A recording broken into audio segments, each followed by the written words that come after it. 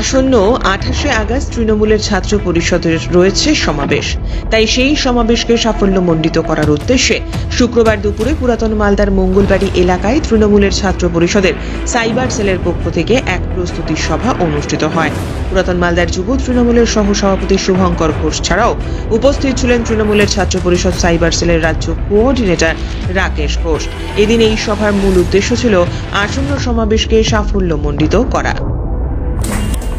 আগামী 28শে আগস্ট আমাদের যে ঐতিহাসিক ছাত্র সমাবেশ ক্রান্তিমুখী পথে চলতে চলেছে, তার জন্য যে প্রস্তুতি সভার আয়োজন করা হয়েছে, তার জন্য আমাদের নবনিযুক্ত আজকে 28শে আগস্ট ঐতিহাসিক সমাবেশ ছাত্র সমাবেশকে কেন্দ্র করে 28শে আগস্ট জেলা তৃণমূল ছাত্র পরিষদের পরিষদ দিবস, তাকে কেন্দ্র করে আমাদের আজকে মালদা জেলা তৃণমূল ছাত্র পরিষদ সাইবার সেলের পক্ষ থেকে প্রস্তুতি সভার একটা আয়োজন করা হয়েছে আমাদের মঙ্গলবাড়ি বাহাদুর ক্লাবের এখানে উল্টা দিকে আমাদের বাড়ি এখানে। তো আমরা ঐতিহাসিকভাবে আমাদের আজকে সোশ্যাল মিডিয়ার পক্ষ থেকে আমরা যেটা আমাদের আইটি সেলের থেকে আমরা করছি ছাত্র সমাবেশের থেকে, মানে যে ঐতিহাসিক ছাত্র সমাবেশের পক্ষ থেকে।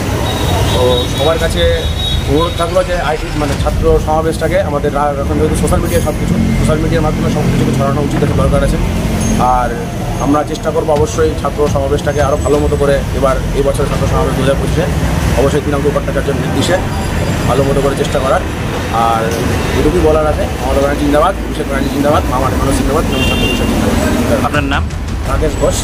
আমি মালদা জেলা তৃণমূল ছাত্র পরিষদের অ্যাডমিন সেক্রেটারি ছিলাম, এখন পশ্চিমবঙ্গ রাজ্য তৃণমূল ছাত্র পরিষদের এক্সিকিউটিভ মেম্বার আছি, প্লাস দার্জিলিং জেলার হিলস অ্যান্ড প্লেনের কোঅর্ডিনেটর আছি।